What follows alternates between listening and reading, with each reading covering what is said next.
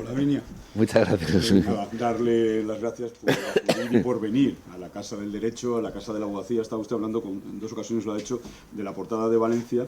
En esa publicación internacional, el colegio el 14 de marzo fue portada en Expansión, como tercer colegio más grande de España. Luego, por tanto, Valencia y su colegio, bueno, pues ahí estamos. Usted fijaba una fecha cronológica que es la del 2015, como no, pero yo me atrevo a recordarle que desde el año 2016 el Estatuto de Autonomía resulta inaplicable en aquello del derecho civil valenciano.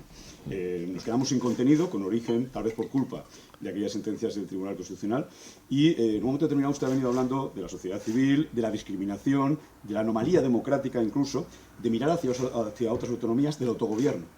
Desde luego que nosotros, los 8 colegios de la Comunidad Valenciana, del Consejo Valenciano, hemos reiterado la necesidad de que se vote favorablemente en el Congreso por esa enmienda que pretende la reforma del artículo 49 de la Constitución.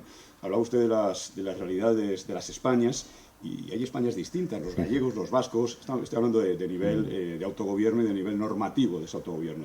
Yo quería simplemente saber si usted confirma el voto favorable de su partido en el Congreso y en el Senado a efectos de esa reivindicación que en un momento determinado está haciendo la sociedad civil valenciana, está haciendo la abogacía valenciana, en cuanto a que podamos normar, a que podamos legislar, a que podamos ordenar aquello que nos es más próximo, que es la vida de los valencianos, de los ciudadanos, que tiene que ver con el derecho de familia, con el régimen económico matrimonial, con las parejas de hecho, que en su día lo tuvimos y que después perdimos, y que parece que nadie ha pretendido esa recuperación. Estamos en un momento histórico, esa reforma del artículo 49.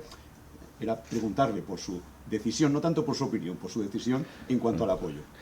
Bueno, realmente hemos estado hablando durante esta conversación respecto a anomalías que surgen en el Estado democrático español, ¿no? Esta es una de ellas. La cuestión es tan clara que cuesta entender cómo no se pueda llegar a un acuerdo.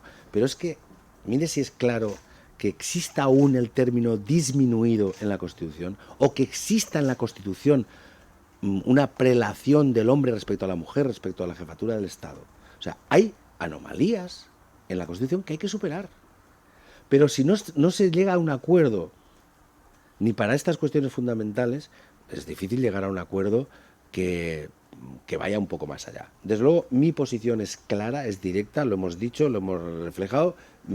Al final, en estos momentos, nosotros estamos, desde luego, intentando influir sobre el Grupo Socialista. Los diputados valencianos actuarán en consecuencia, pero lo que es cierto es que al final ese acuerdo es un acuerdo, el único acuerdo al que se va a llegar, que es respecto al término, este término lamentable que existe en la Constitución. Lo que nos dicen los negociadores del Gobierno es que el Partido Popular no va a aceptar en ningún caso que haya ningún tipo de alteración del acuerdo. Para mí no es suficiente, y desde luego nosotros vamos a continuar insistiendo, porque es cierto, es que es una anomalía, y en un Estado de Derecho lo que es básico es que todas esas situaciones de desigualdad se superen.